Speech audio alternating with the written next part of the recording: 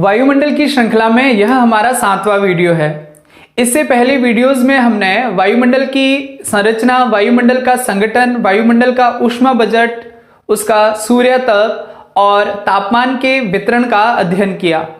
आज के इस वीडियो में हम वायुदाब की पेटियों का अध्ययन करेंगे। वायुदाब की पेटियों को समझने से पूर्व हमें वायुदाब की जानकारी होनी चाहिए। वायुदाब किसे कहते हैं? साधारणतया वायुदाब का अर्थ होता है वायु का दबाव, यानी कि वायु का भार। जैसा कि विदित है कि वायु में भार रहता है और जो वायु है वह पृथ्वी की गुरुत्वाकर्षण शक्ति की वजह से पृथ्वी से चिपकी हुई रहती है। इस वजह से पृथ्वी के धरातल पर वायु अपना दबाव डालती है और उसे ही वायुदाब कहा जाता है। अब पृथ्वी के धरातल पर वायुदाब की मात्रा कितनी होती है, इस चीज का हम अध्ययन करते हैं। अगर हम बात करें वायुदाब की मात्रा की, तो पृथ्वी के धरातल पर वायुदाब की मात्रा नहीं निकाली जाती है। वायुदाब का मापन हमेशा सागरीय तल पर किया जाता है। ऐसा क्यों होता है? ऐसा इसलिए होता है क्योंकि वायु भार डालती है और अगर हम सागर के तल और धरातल का तुलनात्मक अध्ययन करें तो जो सागर का तल है वह धरातल से काफी नीचे होता है। तो इसका मतलब अगर वायु दबाव डालेगी तो ज्यादा दबाव वह सागर के तल में डालेगी। इस वजह से सागर तल पर वायु का दाब निकाला जाता है। अब अगर हम वायुदाब की बात करें तो यह कितना होता है? चलिए, अगर हम ग्राम में बात करें तो यह 1034 ग्राम होता है प्रति वर्ग सेंटीमीटर। और अगर हम इसे मिलीबार में बात करें तो यह 1013.25 मिलीबार होता है। अगर इसे हम पौंड में बात करें तो यह 14.7 पौंड प्रति वर्ग इंच होता है। इसी प्रकार इंच में अगर हम देखें तो 29.92 इंच होता है। और अगर हम इसे पारे के समतुल्य ज्ञात करें तो यह 76 सेंटीमीटर पारे के समतुल्य होता है। तो इस प्रकार से वायुदाब को मापा जाता है सागर के तल पर। वायुदाब के बाद में कुछ और शब्द ऐसे हैं जो इस टॉपिक से संबंधित है, जो परीक्षाओं की दृष्टि से भी बहुत ज्यादा महत्वपूर्ण है। यहां पर वह शब्द है जो दिए गए हैं, जैसे समदाब रेखा, ताप प्रवणता, वायुदाब की पेटियां, डोलड्रम, अश्व अक्षांश, हेडले परिसंचरण, फेरल परिसंचरण, ध्रुवीय परिसंचरण, व्यापारिक पवने, पछुआ पवने, ध्रुवीय पवने। ये सारे शब्द हैं जो बहुत ही ज्यादा महत्वपूर्ण शब्द है और आज के इस वीडियो में हम इन सारे शब्दों को क्लियर करेंगे। तो चलिए यहां पर हम सबसे पहले शब्द की बात करते हैं। पहला शब्द आता है समदाब रेखा। समदाब रेखा किसे कहते हैं? जब हमने समताप रेखा के बारे में पहले वीडियो में पढ़ा था तब हमने कहा था कि समान ताप वाले बिंदुओं को मिलाने वाली रेखा को समताप रेखा कहते हैं। इसी प्रकार से समदाब रेखा उसे कहते हैं जो समान दाब वाले बिंदुओं को मिलाती है, उसे हम समदाब रेखा कहते हैं। उसके बाद में दाब प्रवणता किसे कहते हैं? दाब प्रवणता का तात्पर्य होता है दाब में परिवर्तन की दर। दाब में परिवर्तन की दर को दाब प्रवणता कहते हैं। अब दाब प्रवणता का समदाब रेखा से क्या संबंध रहता है? तो अगर दाब प्रवणता कम रहती है, यानी कि दाब में परिवर्तन की दर कम रहती है, तो जो समदाब रेखाएं हैं दूर दूर प्रदर्शित होगी।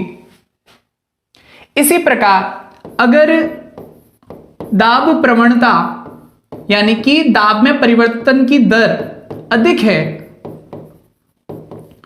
तो जो समदाब रेखाएं हैं वह पास पास होगी। यह इन दोनों में संबंध है, यानी कि दाब में परिवर्तन की दर कम होने पर समदाब रेखाएं दूर दूर प्रदर्शित होगी और अगर दाब में परिवर्तन की दर अधिक है तो समदाब रेखाएं पास पास प्रदर्शित होगी। इसको विस्तार से हम अगले वीडियो में पढ़ेंगे।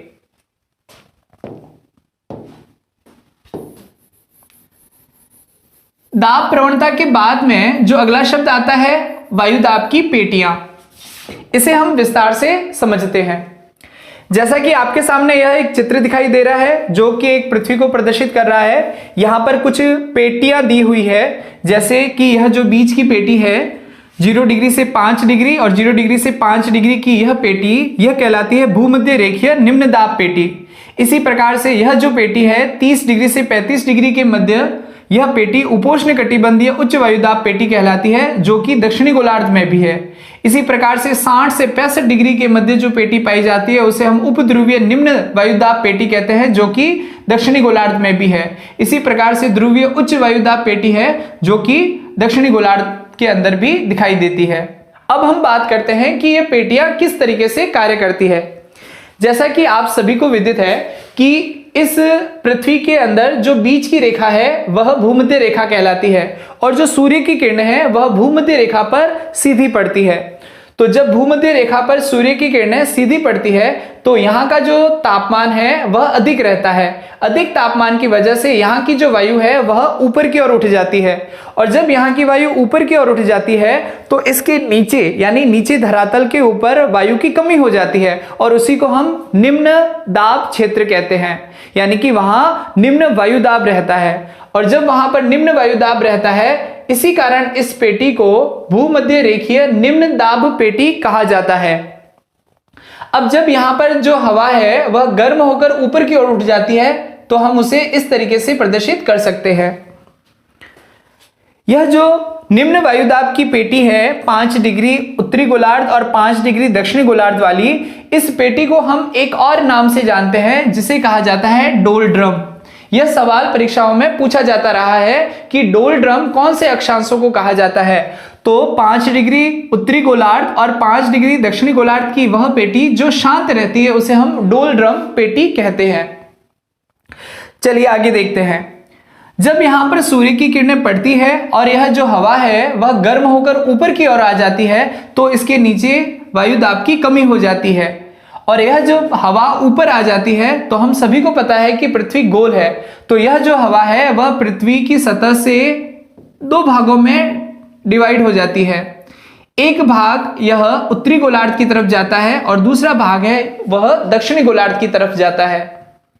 इस प्रकार से यह हवाएं चलती हुई यहां पर यानी कि 30 डिग्री से 35 डिग्री वाली पेटी की तरफ नीचे की ओर झुक जाती है दोनों गोलार्धों में। तो इस प्रकार से जब यह हवा ऊपर से नीचे की तरफ आती है तो यहां पर वायु का दबाव होने लग जाता है, क्योंकि यहां से तो हवा उठी है, यहां निम्न वायु दाब हो गया और यहां से हवा नीचे की ओर आ रही है, तो नीचे की ओर आने की वजह से यहां पर वायु दाब की जो मात्रा है वह बढ़ गई, तो यहां पर उच्च वायु दाब हो जाएगा। इसीलिए इस पेटी का नाम उपोष्ण कटिबंधीय उच्च वायु दाब पेटी है। तो यहां पर उच्च वायु दाब हो जाता है उत्तरी गोलार्ध में भी और दक्षिणी गोलार्ध में भी। जैसा कि पवन का नियम है कि वह उच्च वायु दाब से निम्न वायु दाब की तरफ बहती है, तो यहां पर उच्च वायु दाब की पेटी ये है और निम्न वायु दाब की पेटी ये है, तो पवन की जो दिशा रहेगी उच्च वायु दाब से निम्न वायु दाब की तरफ रहेगी इस तरीके से, और दक्षिणी गोलार्ध में भी उच्च वायु दाब से निम्न वायु दाब की तरफ रहेगी दिशा यह। और अगर हम इसे पृथ्वी के ऊपर देखें तो यह वायु की दिशा सीधी नहीं रहेगी, यह वायु की दिशा इस प्रकार से टेढ़ी रहेगी यानी कि तिरछी रहेगी। यह वायु तिरछी क्यों रहती है? इसके पीछे फेरल का नियम कार्य करता है।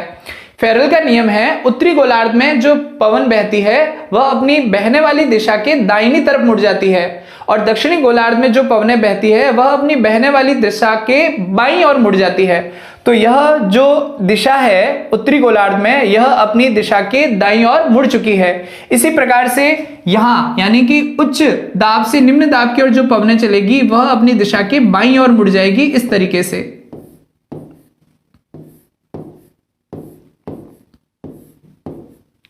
अब यह पवनें व्यापारिक पवनें कहलाती है।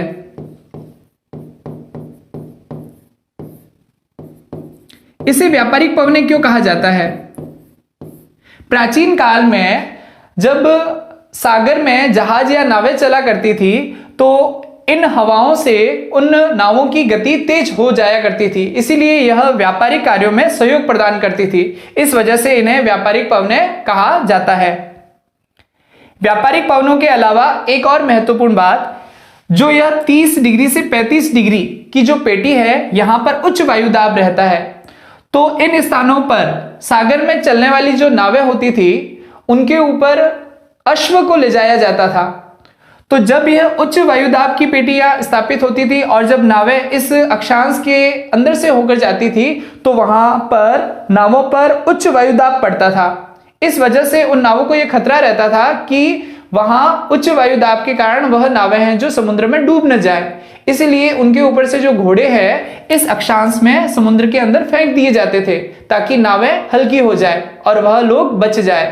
तो इसी वजह से इस अक्षांश को अश्व अक्षांश के नाम से भी जाना जाता है। यानी कि अश्व अक्षांश किसे कहते हैं? 30 डिग्री से 35 डिग्री के मध्य का वह अक्षांश जहां पर उच्च वायुदाब रहता है, उसे हम अश्व अक्षांश कहते हैं। इसके बाद में यहां पर आप देखेंगे कि यहां पर एक सर्कल बन जाता है। तो यह जो सर्कल है यह हेडले सर्कल कहलाता है या हेडले परिसंचरण कहलाता है, या इसे हेडले शेल भी कहते हैं। तो उत्तरी गोलार्ध में भी और दक्षिणी गोलार्ध में भी इसको हम हेडले शेल कहते हैं। तो व्यापारिक पवनों के बाद में हम बात करते हैं आगे। जैसा कि हमने देखा था कि विषुवत रेखा पर जो पवनें हैं वह ऊपर उठने के बाद में 2 भागों में डिवाइड हो जाती है। उसी प्रकार से जो यह उच्च वायुदाब की पेटी है, यहां वायु नीचे आने पर 2 भागों में डिवाइड हो जाती है। पहला भाग तो विषुवत की तरफ है और जो दूसरा भाग है वह उपध्रुवीय पेटी की तरफ है। तो यह उपध्रुवीय पेटी की तरफ यह पवन है जो रवाना हो जाएगी। इसी प्रकार से अगर हम ध्रुवीय पेटी की बात करें तो यहां पर उच्च वायुदाब रहता है इस प्रकार से, और जब उच्च वायुदाब रहता है तो यहां की जो पवन है उच्च वायुदाब से निम्न वायुदाब की ओर जाएगी इस तरीके से। तो जब इस पेटी पर यानी कि उपध्रुवीय निम्न वायुदाब पेटी पर यह दोनों पवनें आपस में टकराएगी, तो यह पवनें टकराने के बाद में ऊपर की ओर उठ जाएगी, और ऊपर उठने के बाद में जिस तरीके से विषुवत रेखा पर 2 भागों में डिवाइड हो गई थी, यह और 2 भागों में डिवाइड हो जाएगी इस तरीके से। तो यहां पर हमको 2 शेल देखने को और मिलते हैं। जिस प्रकार से हेडले सेल बना था, इसी प्रकार से इस शेल को हम यहां पर फेरल सेल कहते हैं, फेरल सेल। और इसी प्रकार से इस सेल को हम कहते हैं ध्रुवीय सेल। ये दोनों सेल यहां भी बनेंगे, जैसे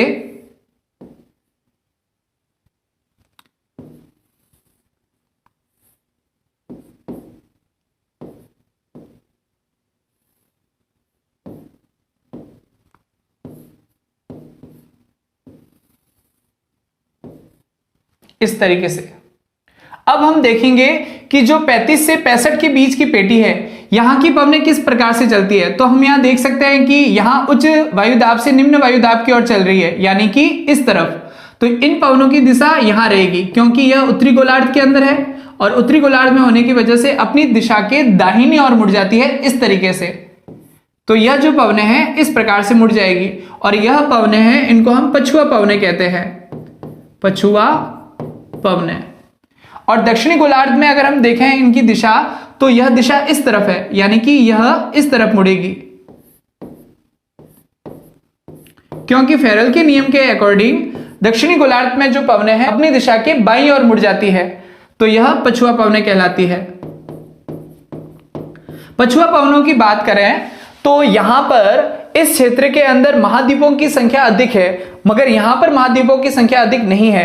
तो यहां पर पछुआ पवनों की जो स्पीड है वह कम रहेगी, यहां पर पछुआ पवनों की स्पीड अधिक रहती है। इस वजह से इसे कई नामों से जाना जाता है, यानी कि 40 डिग्री अक्षांश में जो पवनें रहती है उसे यहां पर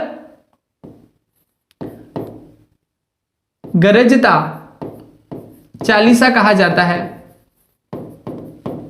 और 50 डिग्री पर जो पवनें बहती है उसको हम प्रचंड पचासा कहते हैं, और 60 डिग्री पे जो पवनें चलती है उसको हम चीखता साठा कहते हैं। तो दक्षिणी गोलार्ध के अंदर पछुआ पवनों को इन नामों से जाना जाता है: गरजता 40, प्रचंड 50 और चीखता 60। इसके बाद में अगर हम ऊपर वाली ध्रुवीय पेटी की बात करें तो यहां पवनें कैसे चलती है? यहां पवनें इस प्रकार से चलती है। तो इसका मतलब है यहां जो पवनें हैं वह व्यापारिक पवनों की तरह चलेगी।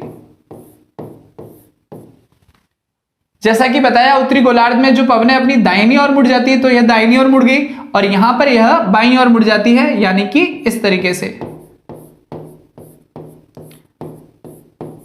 अब ये जो पवनें हैं इनको ध्रुवीय पवनें कहा जाता है। ध्रुवीय पवन, यहां भी यह ध्रुवीय पवन।